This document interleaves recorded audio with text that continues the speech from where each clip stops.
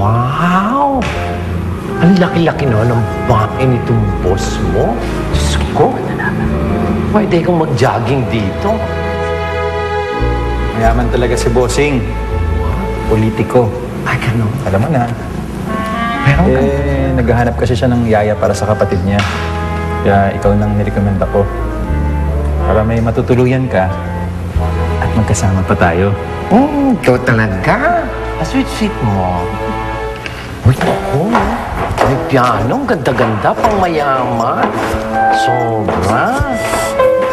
Marunong ka ba magpiano? Konti.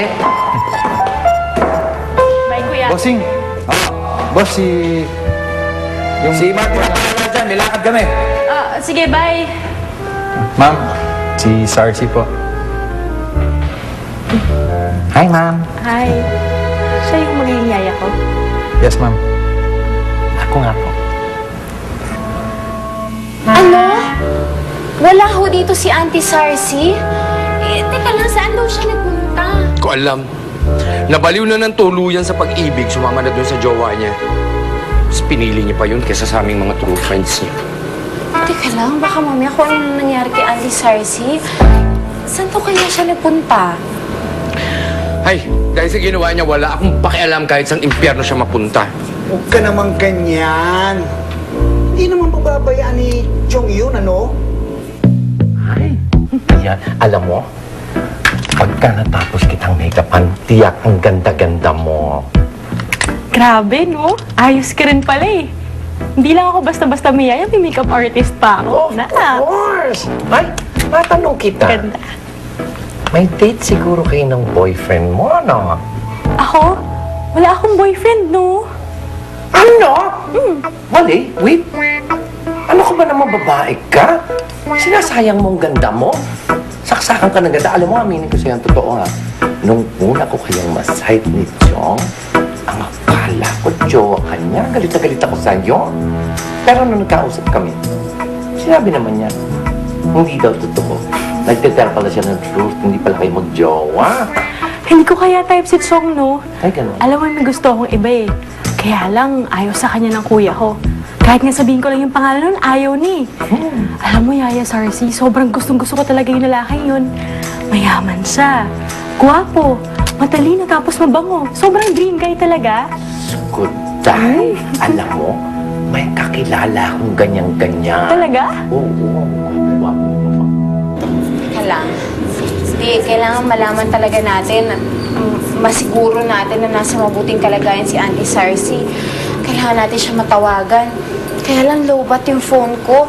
Pwede mo ba ako makahiram ng phone? Meron ako. Ayan. Kaya lang, walang load.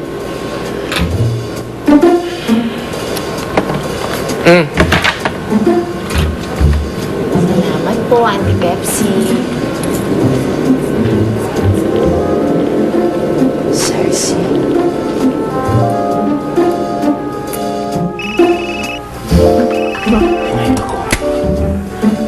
Hello?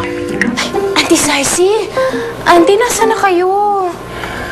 Huwag kang mag-alala. Ayos na ako, ha? I'm fine. May trabaho na ako, and to top it all, kasama ko si Chong. Trabaho? Trabaho saan? Anong trabaho? Basta may trabaho ko. Huwag mo na akong iniintindi, ha?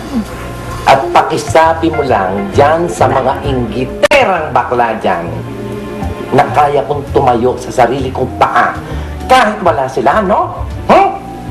Auntie Sarsi, alam niyo naman na hindi kayo dapat nag-aaway ni Auntie Pepsi nang dahil lang sa isang lalaki, di ba? Diyos ko, hindi ako nakikipag-away, Pumpkin. Palibhasa kasi may mga tao dyan na hindi matake na masaya ako, samantalang sila miserable ang mga buhay. Hindi naman siguro sa ganun, Auntie. Anong hindi ganon? Ganon na nga yun. Basta, I'm telling you, I'm fine, I'm alright. You don't have to worry about me. And inuulit ko sa'yo, ha? Pakisabi mo dun sa baklang malaki ang katawan dyan at yung isang matandang ita, pakisabi mo sa kanila na ang sabi ko, ha, ha, ha, ha, ha, ha, ha, ha. Yun lang! Anong say? Ha ha! Ha ha! Ha ha!